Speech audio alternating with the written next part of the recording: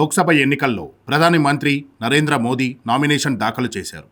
ఉత్తరప్రదేశ్లోని వారణాసి లోక్సభ స్థానం నుంచి వరుసగా మూడోసారి పోటీ చేస్తున్నారు ప్రధాని నరేంద్ర మోదీ. నామినేషన్ సందర్భంగా తన ఆస్తుల వివరాలకు సంబంధించిన అఫిడవిట్ను రిటర్నింగ్ అధికారులకు సమర్పించారు మోదీ.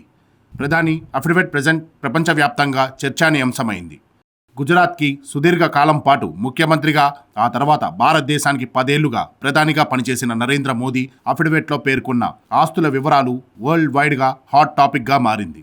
సొంత ఇల్లు, కారు లేదని భారత ప్రధాని నరేంద్ర మోదీ తన అఫిడవిట్లో పేర్కొనడం షాక్కి గురిచేసింది. కేవలం 3 కోట్ల రూపాయలు విలువ చేసే ఆస్తులు మాత్రమే తన దగ్గర ఉన్నట్లు అఫిడవిట్లో ప్రకటించారు నరేంద్ర మోదీ. తన ఆస్తిలో 2,86,00,000 ఎస్బీఐలో ఫిక్స్డ్ డిపాజిట్ చేసినట్లు తెలిపారు. గాంధీనగర్, వారణాసిలో ఉన్న తన బ్యాంకు ఖాతాల్లో 80,304 రూపాయలు ఉన్నట్లు వెల్లడించారు. ప్రస్తుతం తన దగ్గర 52,920 రూపాయలు నగదు, 2,68,000 విలువైన 4 బంగారు ఉంగరాలు ఉన్నట్లు అఫిడవిట్లో పేర్కొన్నారు నరేంద్ర మోదీ.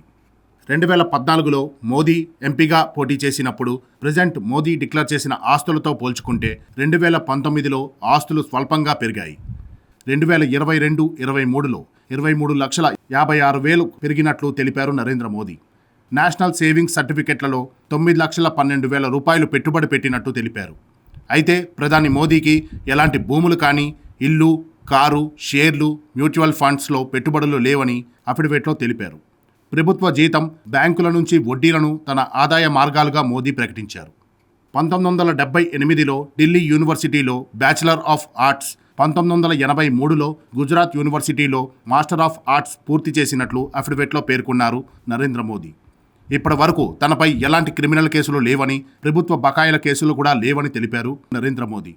ఇక తన భార్య ఆదాయ మార్గాలు తనకు తెలియవని అఫిడవిట్లో స్పష్టం చేశారు. దేశవ్యాప్తంగా ఇప్పటికే పలు రాష్ట్రాల్లో లోక్సభ ఎన్నికలు జరిగాయి. 7వ దశలో భాగంగా జూన్ 1న వారణాసిలో పోలింగ్ జరగనుంది.